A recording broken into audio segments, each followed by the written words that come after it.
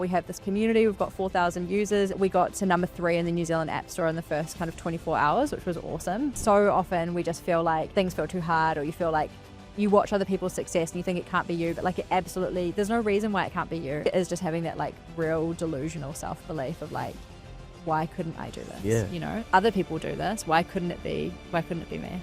Imagine that you had to have 100 no's before you got your dream yes. And so every time you got a no, you'd be thinking like, yeah, I'm one step closer to that yes that I'm waiting for. It's super frustrating as a parent. You want to go out with your friends for brunch and you can't find anywhere that's got something for your kids, a playground nearby, a change table, it's pram friendly. So we just take all of that stress and admin out of it and make it really easy for parents.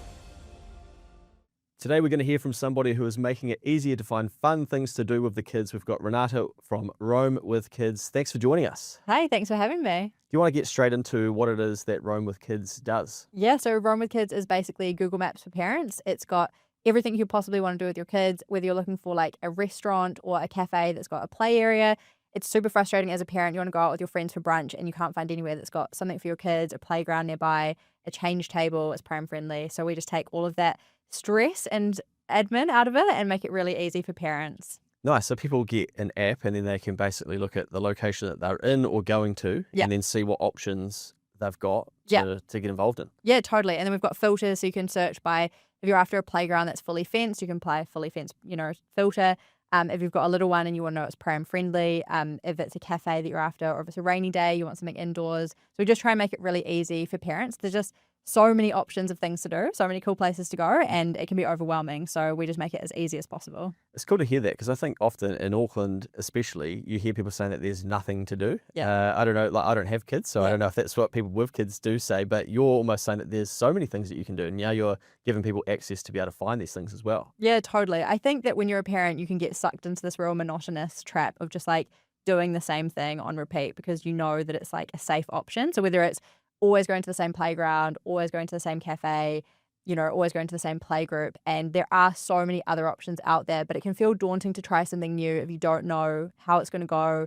Your kids might lose it when you get there. It might not be age appropriate. And so, yeah, there are heaps of cool things to do. And there's also, especially in Auckland, so many free things to do. And I didn't realize this before becoming a parent. And so, yeah, you can find a free filter. You can search by free things to do, and you can just, fill your weekends, fill your weeks.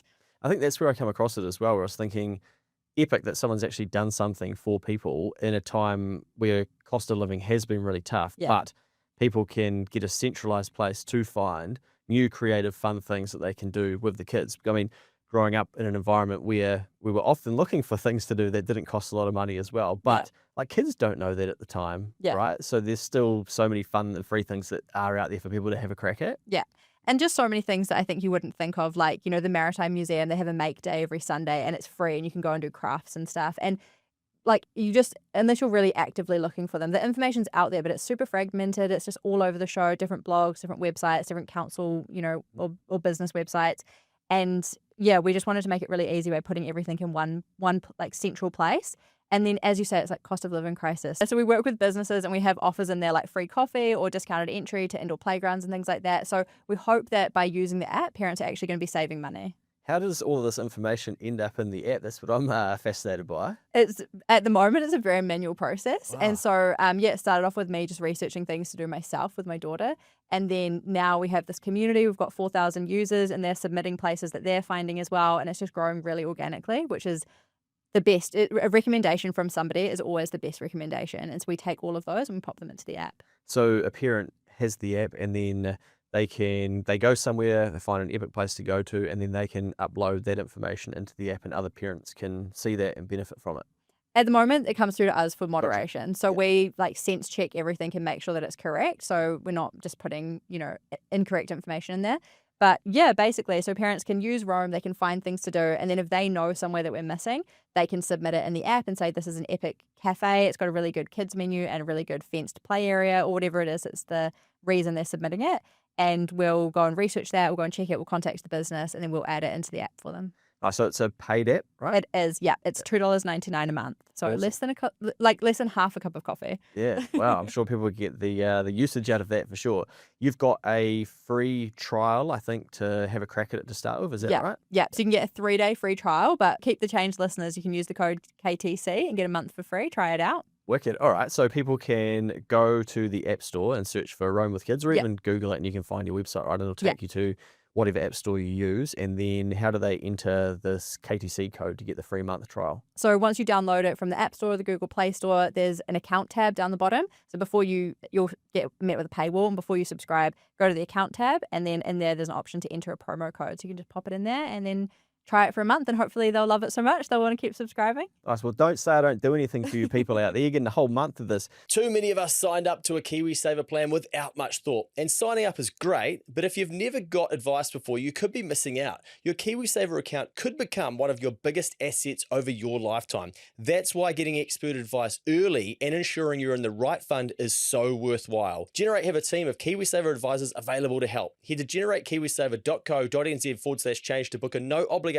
meeting. They can even come to you. A copy of the product disclosure statement is available at generatekiwisaver.co.nz. The issuer of the scheme is Generate Investment Management Limited, and of course, past performance does not guarantee future returns. Obviously, people do want it. If you've got 4,000 people that are willing to pay for it, that's not a small number of people. So well done, firstly. Thanks. Yeah. And how long is it taking you to get to that 4,000 paying user base? I think that's such a tricky question to answer because we launched probably just over 18 months ago, and we've kind of been growing slow and steady since then. But before that, I was sharing recommendations on social media of places to go. So I was kind of posting on TikTok and Instagram, like, here's a really epic cafe, here's a really cool pram-friendly walk, or here's some cool weekend spots you could check out with your kids. And growing this kind of like community, putting in like quite a lot of work creating content, going to research all these places myself, creating videos about them. And from there, I built this Google map. And the Google map, now looking back, was very basic. Yeah. It was just pins with like a little, sentence or two, no photos, no reviews, nothing like that. And the demand for that was like really great. And so then that's what then motivated me to turn it into an app, and that's how we have Roam. So we launched 18 months ago, but before that I had my Google map, and before that I was kind of posting content, trying to build this community online. So yeah. Nice. Yeah. And so you'd already built up a bit of a following before launching the app. Were people really supportive once you launched? Well, they must have been to, when you launched the app side of it. Yeah, so when we launched the app, I was 37 weeks pregnant, and we launched started with just on Apple, so just in the App Store, and Android came a few weeks later.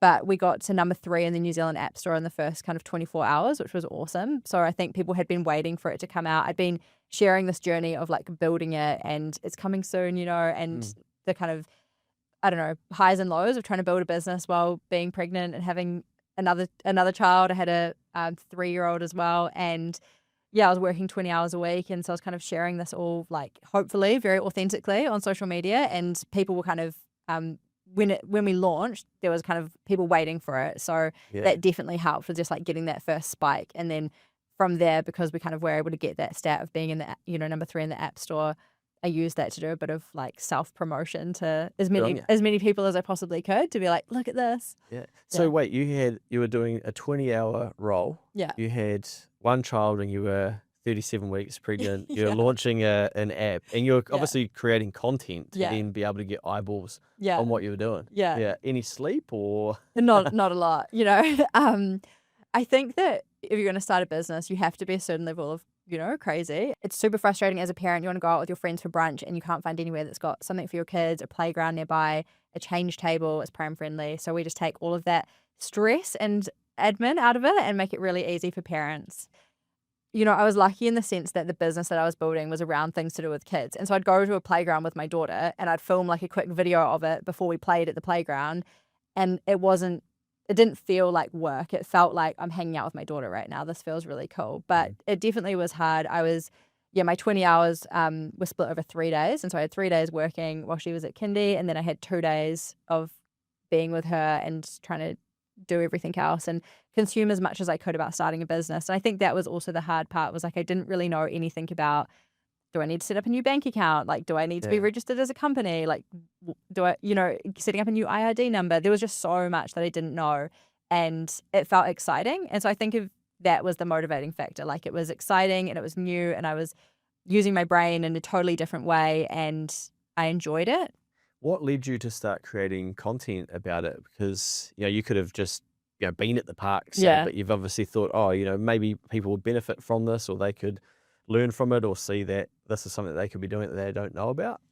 Originally, I actually really didn't want to get put in this box of being like recommending things to do in Auckland with kids. I felt like it was a real narrow box, and it feels a bit embarrassing to say now, but I actually wanted to kind of be like a travel content creator and do international travel. But my daughter was born during COVID and the waters were closed and we couldn't go anywhere. And it probably was a bit more of an unrealistic goal. But I kind of wanted to just be like a more generic, be able to share about way more things. And none of the content really did that well. And I was posting probably for like 2 years or something. And nothing was really getting any kind of traction. Yeah. And then I went somewhere and I was posting these daily vlogs. I was doing like, oh, here's my daily, and people were always saying like, oh, what's that playground that you went to? Or like, what was that cafe? What was the name of that cafe? And so I'd do videos dedicated to those things, and they always did really well. And I started to get my first kind of, I guess, like viral videos, with 100K plus views.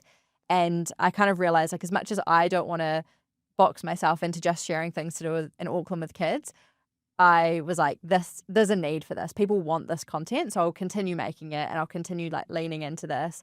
And it was kind of hard for a while because I was really wanting to I was sharing stuff about going hiking with kids and staying at dock huts overnight, and I really wanted to be like a New Zealand creator, not just limit myself to Auckland. But Auckland's our biggest city. There's lots of parents here that were looking for things to do. The content did really well, and I just really like ended up leaning into that. And yeah, I posted every day for like 2.5 years or something since then about things to do with kids, and yeah, just kind of got that traction finally. That's incredible consistency. Yeah. Wow. What would you say for people who, aren't or struggle to be consistent with creating content, or are scared about creating content? Just as something that probably comes naturally to you now. Yeah. What would you say for them?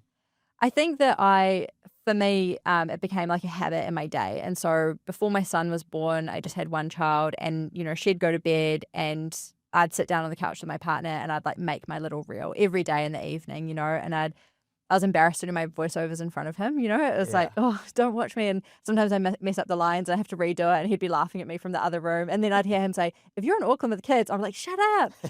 But it just became part of my daily habit. It was like, it's like any habit. You build it into your day, and it's like the more that you do it.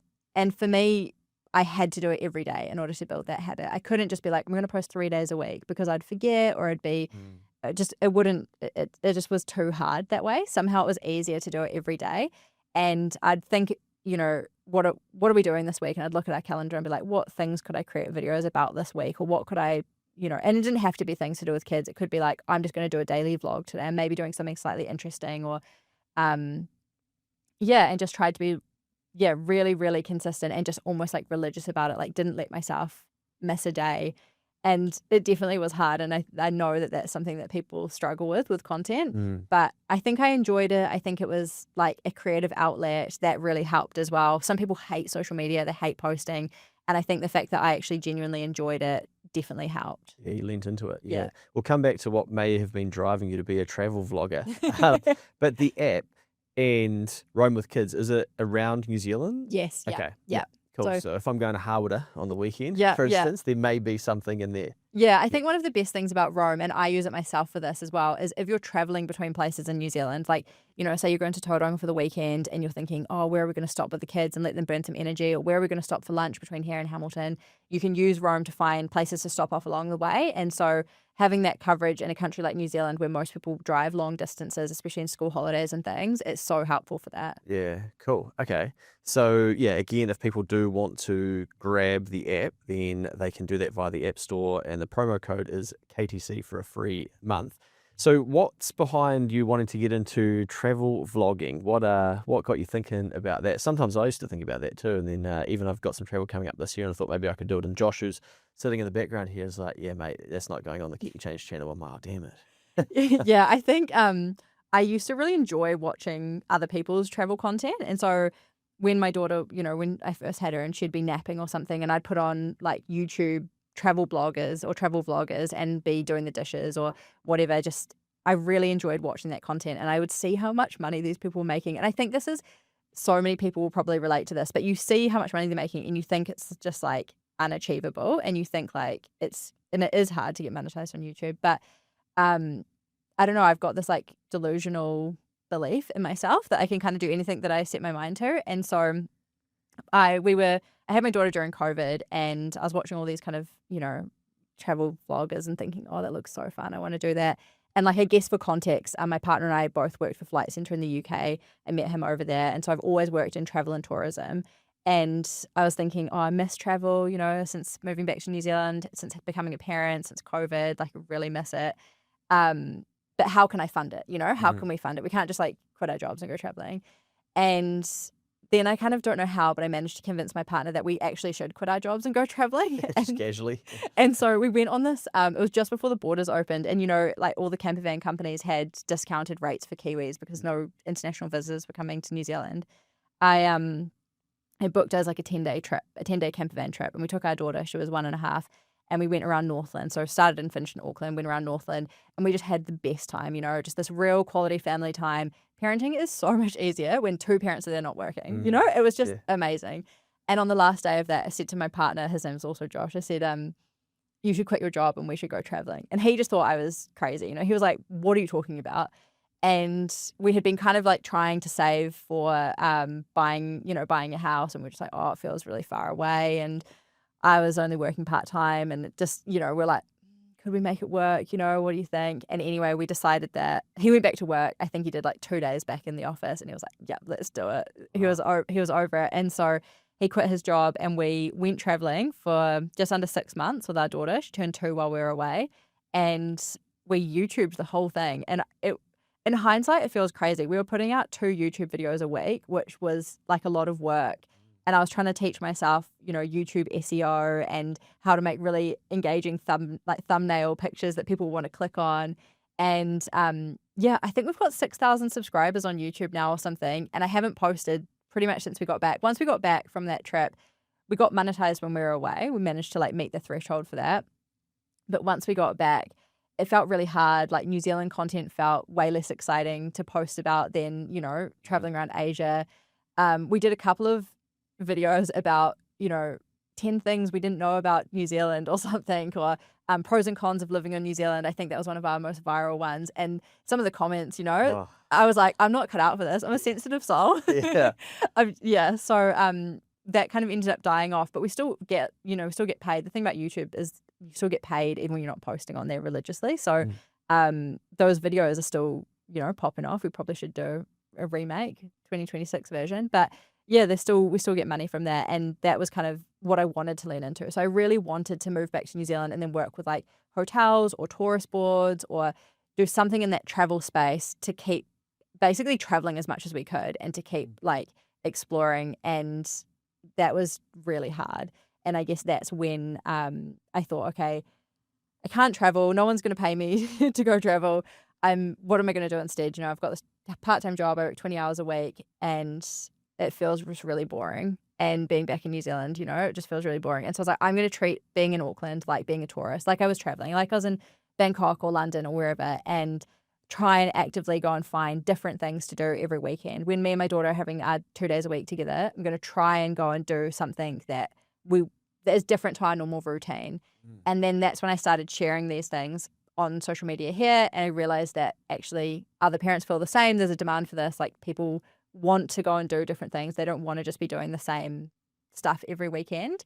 And and then that's when kind of like this new tangent of like, I guess I'm an Auckland content creator took off. Well, I suppose people probably look at what you're doing now and think, okay, that's what you've done. But really what you're outlining is that you've tried a number of things, you've created content, you're building audiences, you're thinking bigger. I'd almost assume that when you're in the UK working, you probably saw there would have been a lot more travel vloggers and stuff like that, right? And because they're talking to an international audience, you think, oh, I could do that. Yeah.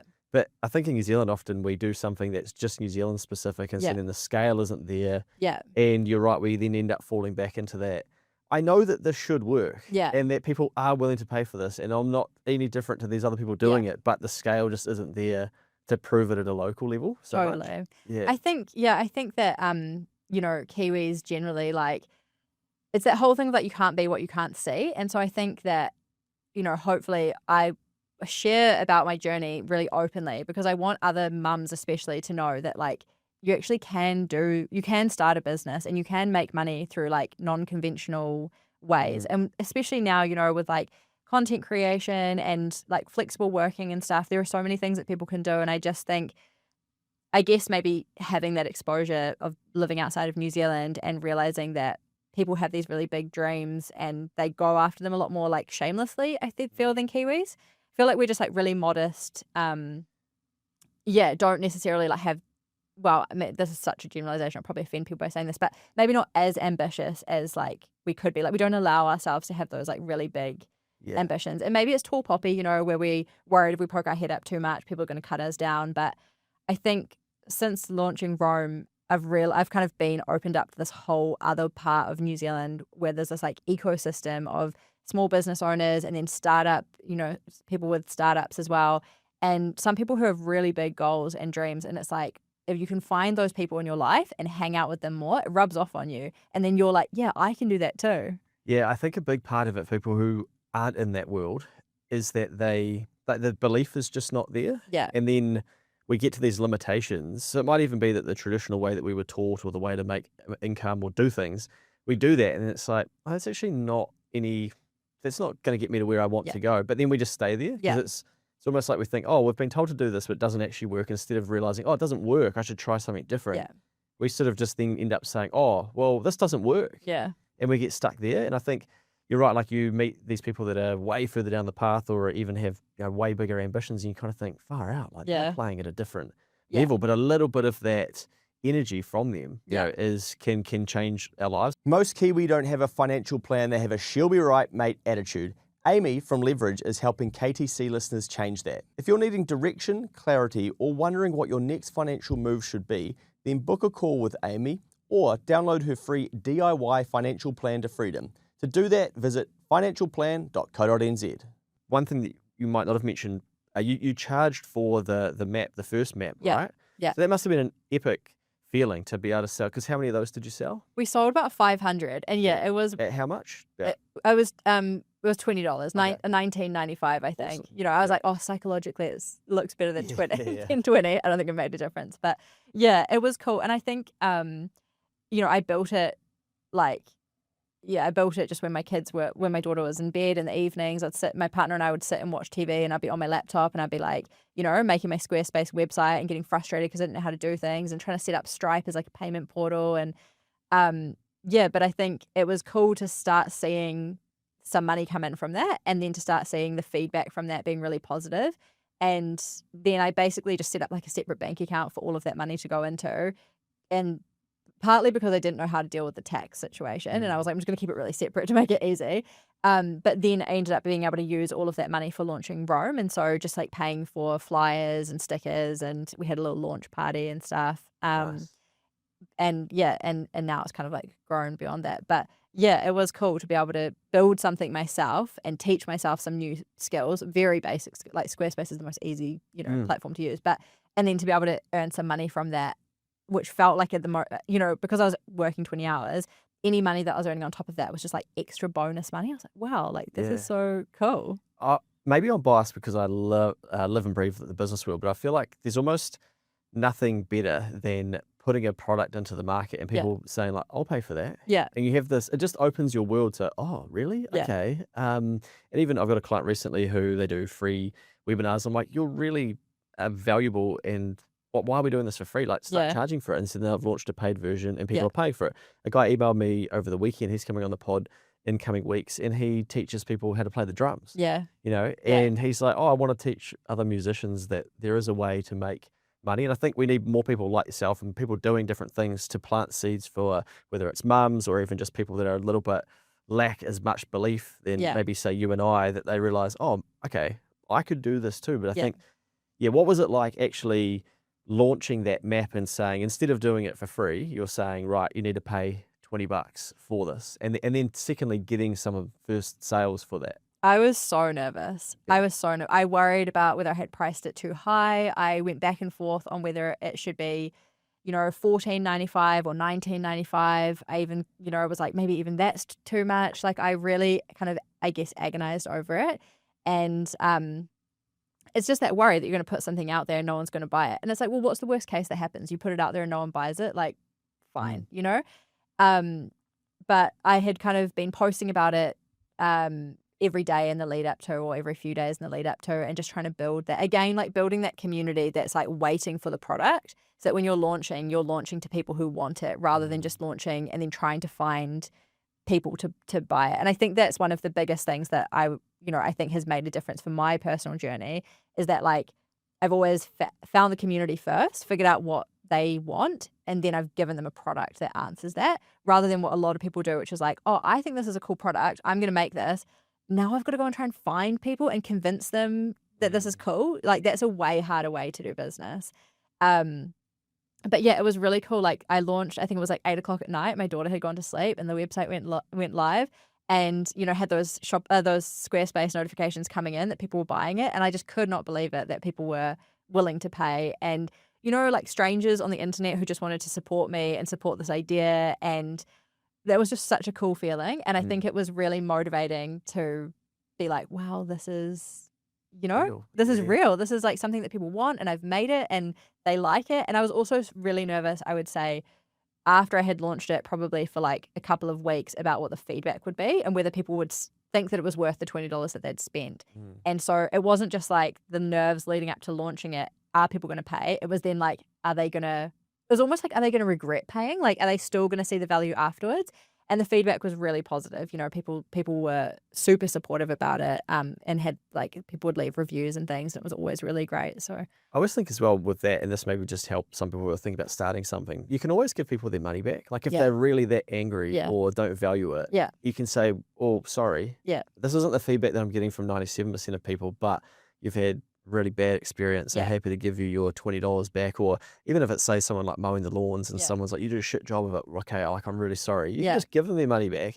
You've lost your time, but you've built experience, and then you're not going to do the same thing the next time. And I think we worry about all the other stuff on the other side and forget that that's actually a lever that we can still apply should that feedback actually come. But I think 99% of the time that feedback doesn't come and people are happy with what they've paid for. And I think if you do end up giving somebody back their money, or, refunding them, like, my experience is always that turns them into a more loyal customer, or like that makes them more inclined to buy from you in the future, because there's this element of trust that you now have, and I'm not out here to try and screw people over and to try and like make as much money as possible. I created a product that I wanted to help people. And so if it's not helping them and they're upset about it, and, it's like, I want that feedback as well.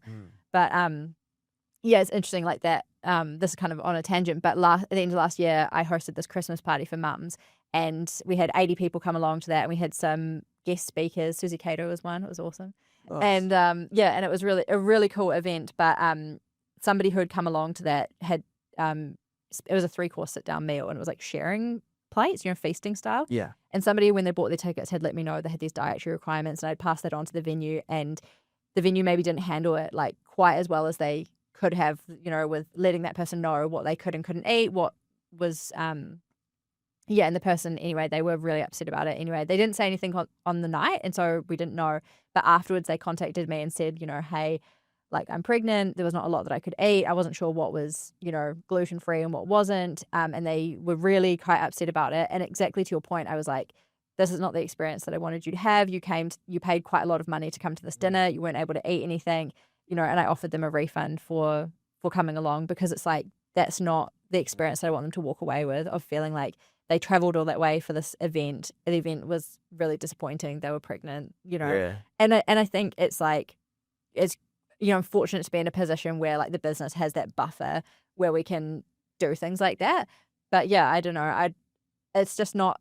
It's not the way that I want to do business, where I'm like, oh, well, screw you, you paid. That's just not, that's not ever how, not ever how I want to do business. So trying to hold on to those like values as well, and just try and do the right thing. Well, we'll get into some more of the numbers in a second, but if people do want to find you and keep an eye on what you're doing, what's the best way for them to do that on socials? So I've got 2 avenues. So if they're interested in me personally, my ramblings about like motherhood and starting business and all the kind of behind the scenes random life stuff, I'm on Instagram and TikTok as Renata Roaming. So it's just my name and roaming. And if they're just interested in the recommendations for places to go with kids, it's Roam with Kids, and we're on Instagram and Facebook. Epic, simple as that. And you mentioned that Christmas party with mum. So how many people did you have come along to that? We had 80. we had 80 Wow. people. Yeah. That's incredible. Yeah. And they're all paying to be there as Yeah. well, obviously. Yeah, cool. So you put on a spread for them. Yeah, I think the tickets were like $125 or something. So it wasn't like For a 3-course meal. yeah. Jeez, probably could have charged double here. But Oh, anyway. and it was so good. We had all these brands get on board because as soon as I reached out to brands and said, like, mums work really hard, like super hard, and they don't get an office work party, they don't get celebrated at the end of the year. All their partners are probably going off to their like work Christmas functions. I want to do that for mums. I want to throw some kind of party. All these brands were like, yep, sign us up. I think Edwards and Co gave us like $6,000 worth of product to give away. They gave us a pram. They gave us like picnic blankets for everyone. All of these brands just jumped on board and were like, yeah, we'll give things. So we had spot prizes on the night. We also had goodie bags for all the parents, all the mums that were there. And then we had the 3-course meal. And then we had guest speakers. So we had Meg Mansell, Ethically Kate, if you're familiar with her. Susie Cato, she's like icon. Gemma Bradley, she's like a mum content creator, influencer. Her daughter's got diabetes. And so she's been sharing her journey with that. So, it was an amazing panel of speakers talking about motherhood. And we had this amazing dinner. And yeah, it was a super cool event. With so much content being available online now with different parents doing different things, like I overhear conversations about what some parent may suggest doing and then someone saying, oh, they shouldn't be saying that, or that's easy for them. And has it become almost like you can go and find these people that are going through things and follow their journey, or is it almost like overwhelming the amount of content that's coming at you as a mother? I think as a new mum, it's super overwhelming. I think when I had my daughter, I felt the noise online is so much, and there's this internal feeling that like you just want to do your best, right? And so you're getting all of these different people's opinions on like eating and sleeping and screen time and playtime and outdoor time and every single aspect of parenting, and it's really, really overwhelming when you're like, I just want to do right by my kid and I just want to do the best. And I truly believe that every parent is doing their best, but I think that once you have your second, or maybe once your first is just older, but for me, once I had my second, it was like something switched in me that I was like, I don't really care what anyone else has to say. Like, I'm just going to do my own thing. And if I want information now, it's more like I go and search for that specifically. Whereas the first time I was like inundated, it was like the tsunami, of information crashing down on you. And I felt just like I was drowning in it. And it was actually too much. Like, I think social media can be a really negative place if you let it be. And now I'm super careful with what I consume on social media and just really like so good at tuning out the noise and just tuning out other people's opinions and be like, oh, well, this is what we do. You do you, and this is what we do, Nice. That takes time to practice that, right? It's not. It's easy said than done, right? Yeah. Well, my daughter's 5.5, so it's taken a long. It's taken a long time. Yeah. My business partner's got 3 kids, and he said the same thing to me that once when you have your second, that everything changes much like you said there. Where it's just different because you're into. You've got the lessons from the first child as well that you can then carry forward to the second and third. Yeah, totally. So if we go back to so you got 4,000 people and they're paying. I just wanted to highlight because I think people what they do is they do the math, right? Like, okay, $3 times by 12 months, that's 36. Oh my gosh, they're making all this money. But can you tell us about some of the costs that are involved in running or building a business like this? Because I think a lot of people just wouldn't have had exposure to it. It's much like you saying that you then get into this tech world, and then you probably learn all these new jargons and meet all these people doing all this crazy shit in tech and think, wow, like, where has this been my whole life? Yeah, totally. And I think that's probably one of the biggest things that I encounter on social media as well, is that people just assume, they look at your revenue and they think that's the money that you're taking home. They're like, oh, you're loaded. Like, no, that's not how revenue and what you pay yourself are not the same things at all. But for me, I think, obviously I've got an app in the App Store. Apple and Google take a cut. So they both take 30%, but if you're doing under $1 million, which I am, you can apply for it to be 15%. And a lot of these things when you're starting a business, like, you don't know about. I was lucky that somebody told me like, oh, have you applied for this kind of, I don't know what it's called, like exemption, or I don't know, but have you applied for this thing so you pay less? Because otherwise, I'd be paying them 30%. So pay them 15%. Of course, you've got taxes and stuff as well that you have to pay. I have a contractor who works 10 hours a week who I pay, and then I have like all of my subscription costs for various things. And I can't even tell you what half of them do, but it's like Superbase and AWS and like all of these different platforms that that the app needs to run, and then even the payment portal that we use takes a percentage of the payments as well. And so when people are paying $2.99 a month, that quickly gets, eaten up. And then whatever's left, we use, I say we, I always say we, and it's like me, but, whatever's left I use for marketing. And so we have these recommended on Rome stickers that go in the windows of the cafes and the businesses that we work with. And so paying for those to be printed out, paying for them to be sent across New Zealand. We have flyers as well. Every time a new business signs up, we send them like a little kind of pack to let them know, like an info pack with information about the app and how they can contact us if they want to get in touch, and how it works and things. And so all of that's printed material, and then the printing costs and the shipping costs. I did the baby show, for example, last year, and that was a huge expense from our marketing budget. Yeah. And so it's not just the cost of doing the baby show. The stand itself was like thousands of dollars, but then you've got like the backdrop and all these different things that you're paying for that as well. I pay content creators now for creating content for Rome because I can't be everywhere across the country creating content. I have people who write blogs for me that I pay, and try as much as possible to always give this to mums. And so I have mums that work for me because they're the people that I'm targeting, and they're the people that I want to support as much as I can. And so just slowly building this, but the costs very quickly add up. And I think it's frustrating in a way when people see your revenue, or they guess what your revenue might be, and they think that that's what you're making. And it's like, I actually pay myself so little from Rome, just enough to cover my bills. And there's a lot of cost. Even building an app, right? A, the cost of that, but B, the maintenance. Yeah. Or people might flippantly say, oh, it'd be cool if your app did this. And you're like, yeah, that's a 10 grand feature. Yeah. And then if people don't want it, you've spent that money. Yeah. And you've thought, oh, that'd be a cool thing to add into an app. But if people don't use it. So an example of that recently, the events tab is something that needs a whole overhaul. It's kind of looked the same since we launched. And I went out to a UX UI agency or group to do the design for it, to how it could look. And I think that costs like $3 grand or $3.5 grand just for them to mock up, this is what it could look like. But then you have to also pay for that to be implemented into the app, to make it look like that. And things cost like so much money. And so people are always saying, oh, it'd be really cool if there was like this feature. And I think like, yeah, that feature could cost like $2 grand to add. Like, are people going to use that enough? And it's this constant juggle in your mind of weighing up what people are going to pay, what people are going to use, and where to put that money. And so thinking, okay, is it better to like improve this feature that will cost, $5 grand, or is it better to put $5 grand into like putting on an event or putting that into meta ads or something else? And because, when you don't have heaps of money to play with, it's just this constant juggle of like, what pot can I put this money into that's going to have the best return? Where are you taking it? Do you know, or are you just playing as you go sort of thing? Or do you have, I know you've obviously got a lot of belief in yourself, but do you have sort of visions you're happy to explain as to where you'd like to get it to? Yeah, I feel really torn at the moment about what my next step is. This is, I'm on this program. It's like a government program. It's called Ministry of Awesome. So if you have a startup and you're wanting to, it's like an accelerator program, and they pair you with somebody who helps, project you forward, hopefully. And this is one of the biggest questions at the moment, is like, what's the next step? And yeah, definitely the goal is that we're going to be global, and I want to, I believe that it can be really big, and I believe that it's a problem that parents face outside of New Zealand as well. It's not just a unique problem to New Zealand. And so yeah, that's on the cards this year, international expansion. And that feels like daunting to say. I've only just started saying it out loud. I think I posted it on LinkedIn last week for the first time, like, this is coming.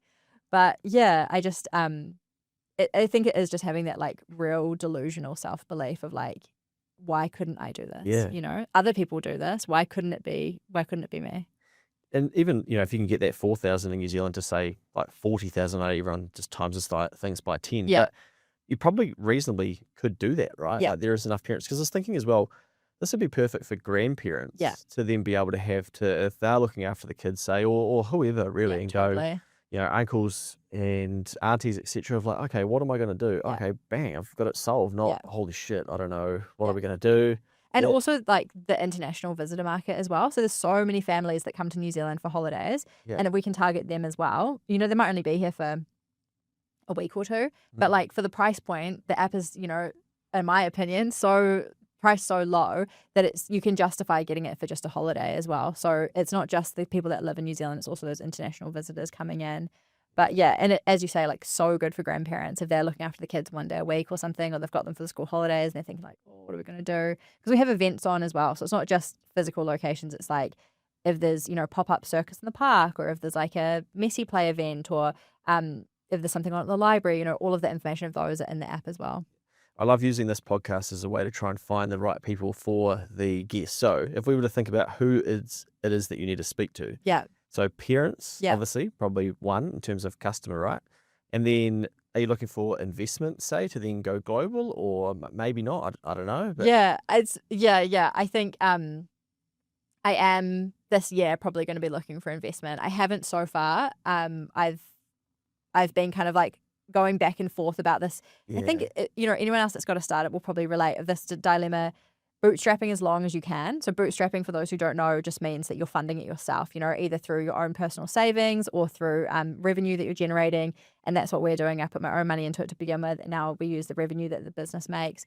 And there's kind of one train of thought that's like bootstrap as long as you can, and then there's this other train of thought that's like if you get investment, you can go faster and you can go harder. And I think that's kind of 2026. That's the direction that we're going to go in. Nice. Yeah. Nice. And what about brands? Like, do you do anything where like you had the brands come to you for the Christmas party? Yeah. Have you got other revenue streams where people are sponsoring based on the database you've built? Yeah, so we, at the moment, subscribers are still our highest in terms of revenue, but I do work with brands and that's getting more and more. So hopefully this year that will also take off a bit. But we have a monthly newsletter. Brands pay to be featured in that. Brands pay to be featured on our social media. So if there's specific messaging that they're wanting, they can pay for content and things like that. Wicked. And then this year as well, we're going to be building out some features in the app where brands can kind of pay to be like highlighted or recommended above other businesses. So we don't have ads, and I would like to keep it that way of not having ads in the app, because we want it to be the best experience for our users, and our users are the ones who are paying. But businesses, we're going to offer them some ways this year where they can pay in app for better opportunities to be highlighted. And with that volume of people, including followers plus then paying customers, it sounds like you're quite big on community and bringing people together. Oh, 100%. Like, yeah. I think that's one of the things that brings me the most joy is just like connecting people. I was at an indoor playground not that long ago, and there were these two mums there, and I recognized them, and I was like, oh, hey, like, how are you guys? And I had met them because they'd been to some events that I'd done in the past, and they had met at the Christmas party, and now they'd become friends, and they were at a, indoor playground with their kids. And I was like, that honestly was like enough to keep me going for the rest of the week, because I was like, that is so cool. Even just that one connection, Yeah. But last year, I think I did 11 kind of community events. So they were nature play groups. I worked with Auckland Council last year. They funded a bunch of nature play groups, which was really cool. The feedback from those was amazing. We had about 100 people plus come along to each of those. Sheesh. Yeah, that was really cool. So hopefully we'll get some more of those this year. Those are paid for by the council. And then I also did some community gear swaps. And so it was basically like, your kids grow out of things so fast. And so it was bring however many items of clothing or toys and then take the same number. So I'd basically just like hire a hall and put out some tables, and people would come along and bring kids clothing, kids things that they'd grown out of, but good quality. And then they'd take some stuff that was maybe, bigger stuff or different toys or things like that. And I've done 2 of those last year, which were both really good as well. Just like a nice way to kind of get some free things. It's free for the people to come along to. And then they can, drop off some stuff that would maybe go to an op shop, or they might try and sell it, but they can also get some stuff for free. Because again, like cost of living crisis, how can we, there's all of this stuff in the world, all of these parents have so much stuff. How can we kind of recirculate that amongst the community a bit better? Yeah. And so are you still doing those free monthly? Are they monthly or? So we just did 2 of those last year, and I will do some more of those this year. And so, I'm not quite sure when they'll happen, but I'll do some more of those this year as well.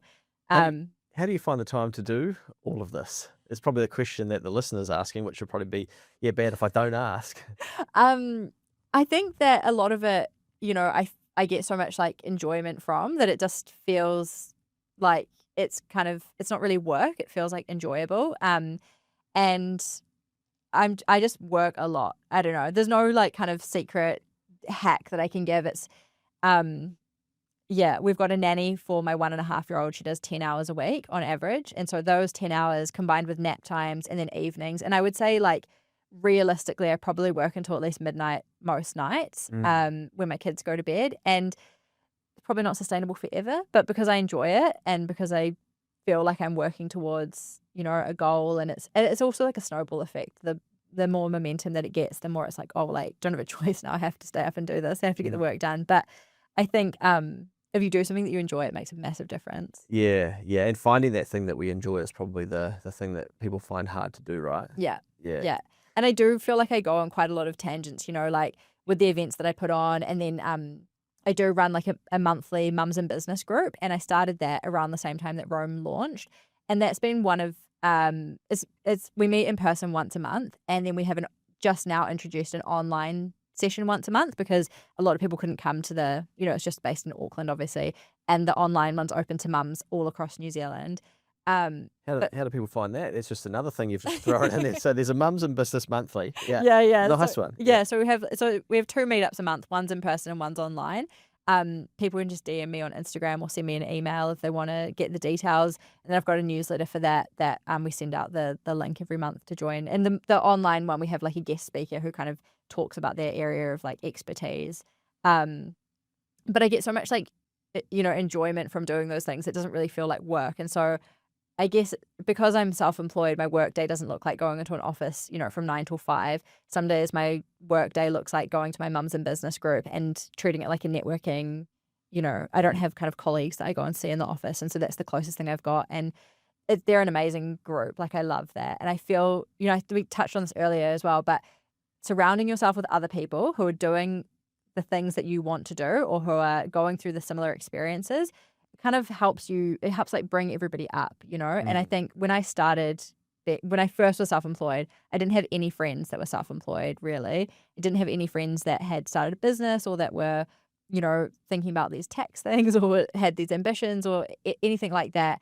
Everyone was in kind of traditional employment. And so I created the group more of because I needed to have a group of people in my life that were also self-employed and were also juggling motherhood and were also wanting to kind of, be ambitious and have these big goals. And so, yeah, and it's been the best. And we meet every month and it's amazing. Awesome. And are those people, they're starting businesses or they've got a business? They're probably all sorts of different stages. They're all different stages. And so some are really well established. Some have been in business for like 10 plus years. Some are just starting out, just launching. Some are still at the idea stage and they're just really needing a bit of help with like how to get to the next level.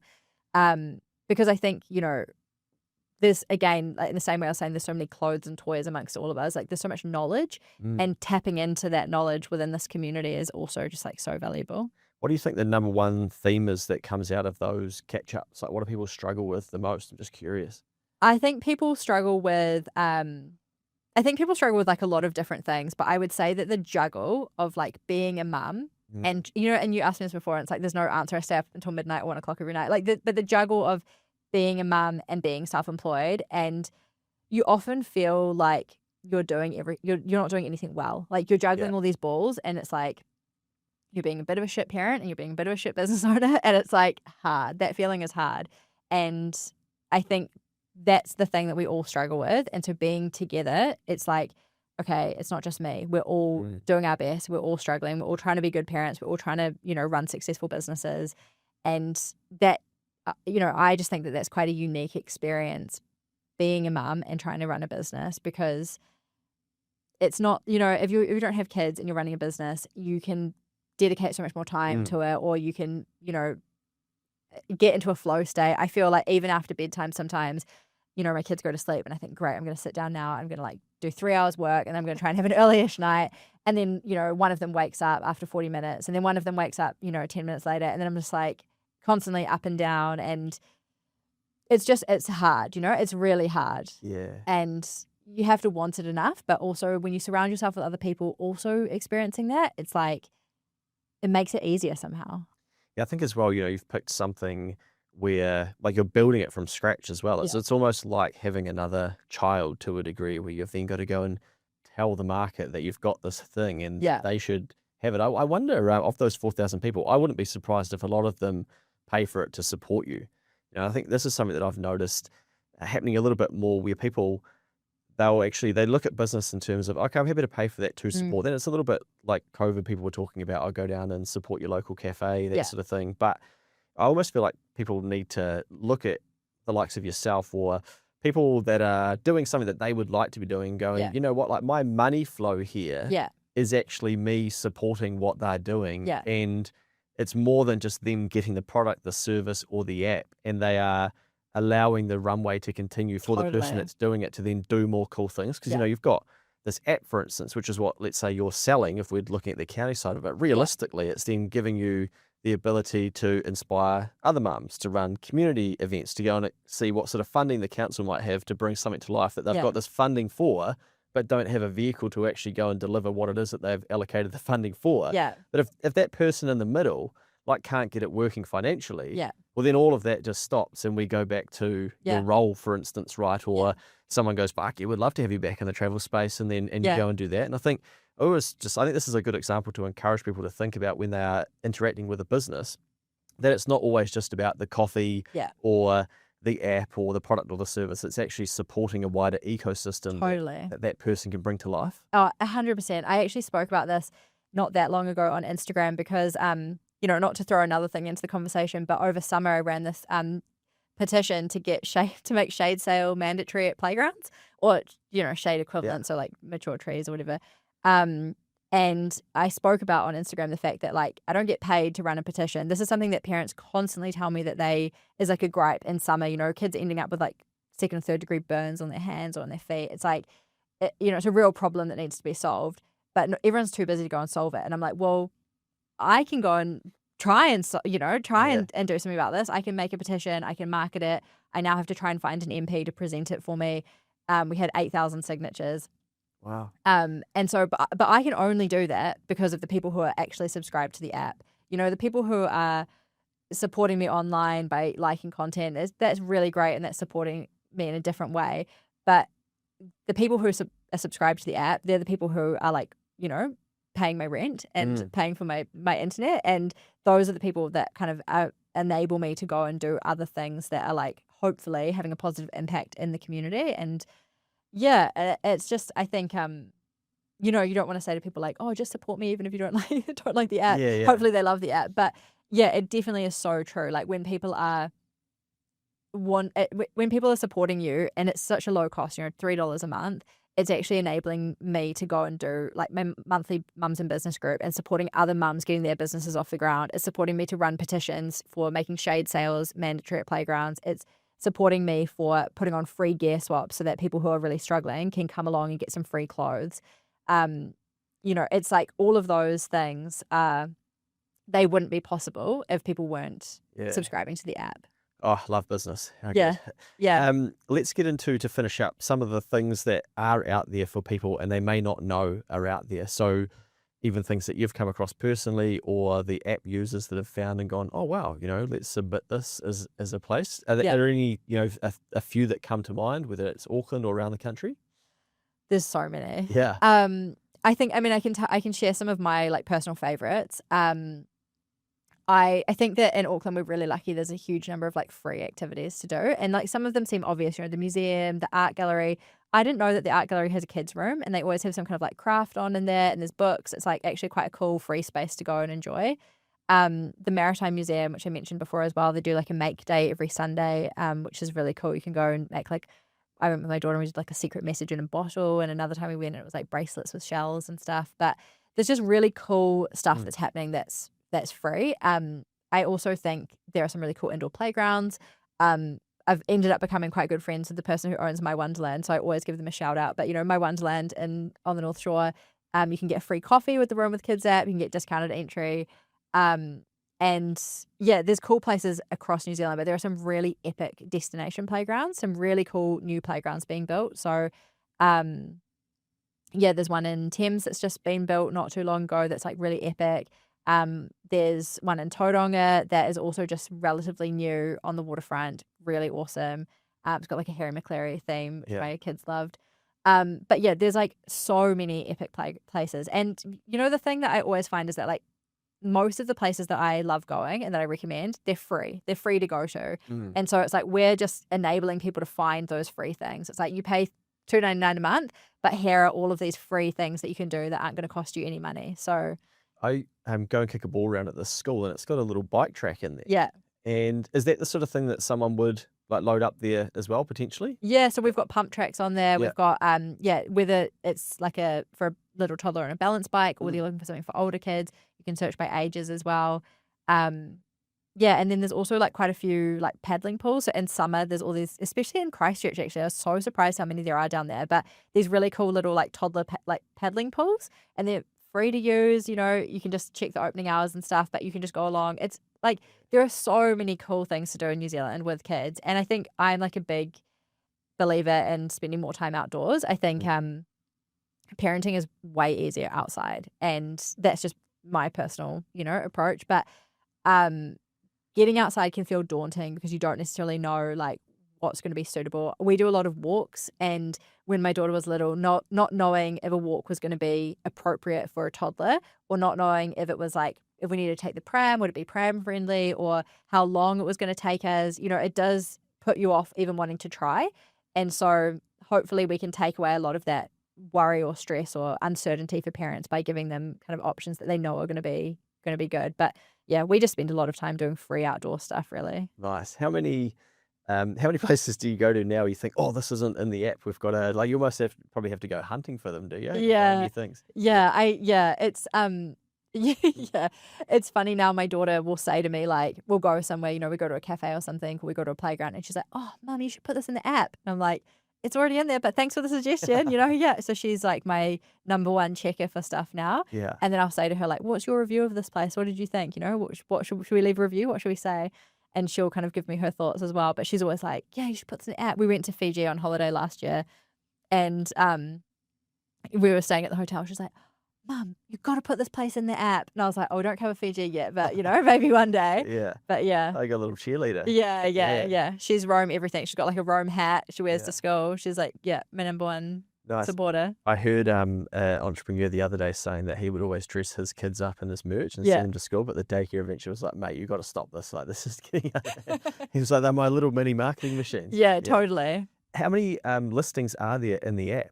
Do you know roughly? Thousands. Okay. Yeah, I'm not actually sure off the top of my head, but yeah, must be a big database. Yeah, we've got a lot. Yeah. We started off with only like the really epic spots. It started off especially when I had my Google map. It was just like the best of the best. So those destination playgrounds, the ones that are worth traveling to, and now we kind of cover everywhere because that's what the demand from parents has been. So parents don't just want to know like where's the best place to go. They kind of want to know what all of the options are. And then from there, they can narrow it down with filters. We have a top pick badge. So if somewhere's like really epic, we can flag it that it's like extra good. But yeah, we've got a lot of options. Awesome. Well, again, if people want to find the app or find you, what's the best way for them to do that? Probably Instagram. You can DM me on Roam with Kids or Renata Roaming, or on our website there's a contact form as well, so you can send me an email. Cool. We'll track some links into the show notes as well. But you've got roamwithkids.app. Is that right? Yeah. Which has got some of the best spots and what to know before you get the app, that sort of thing.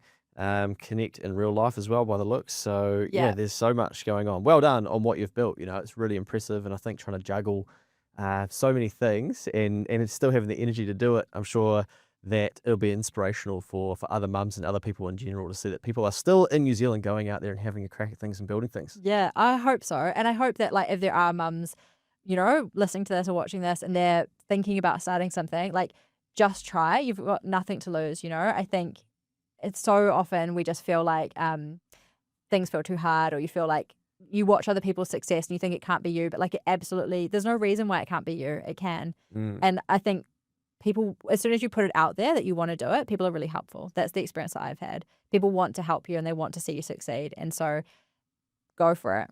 Nice. Great advice. And I think as well, we compare ourselves to people who are way further down the track. Yeah. And I think it takes people like yourself to then explain, oh, actually, there's 26 chapters that you haven't seen because I'm at chapter 27 and that's what you're thinking my chapter 1 is. But actually, there's all these things that you've done before. Yeah. But don't use those as like, oh, okay, well, I could never get to that chapter. It's no, you've got to go through your own individual chapters. But I think comparing ourselves to people that are way down the end, whether it's the influencers that have got heaps of followers and getting brand deals, and you're thinking, far out, they've all had to start somewhere. There's this quote that I heard the other day, and it was like, imagine that you had to have 100 no's before you got your dream yes. And so every time you got a no, you'd be thinking like, yeah, I'm one step closer to that yes that I'm waiting for. And you'd just be working through them to get through them as quickly as possible because you knew that yes was coming.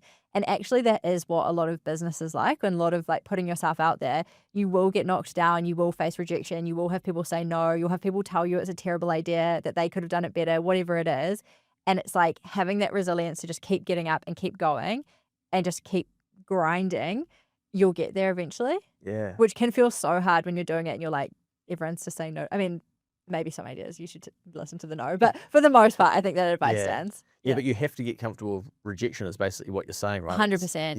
Yeah. Because you will get it. And also like Feedback. mentally prepare yourself that your family and friends might not be your biggest supporters. I think that's such a hard thing that, I had friends that didn't buy my Google Map, that haven't downloaded the app. And that mentally is really hard to accept that like strangers on the internet will support you more than some of your oldest friends. Yeah. And so I think, you go through a lot of rejection in different forms when you start a business, and just finding peace with that and just like focusing on your goal and powering forward and just not dwelling on that. Well, hopefully you can add 10 times the users. I'm sure you can. It'd be bloody incredible to see. But if people want to check it out, Roam with Kids, you'll find it all over the internet. Thanks for making the time for coming in. Oh, thanks for having me. Yeah, we'll have to check in at some stage and see how it's all going. Yeah, once we've got that 10x subscribers. Bring it on. Thanks.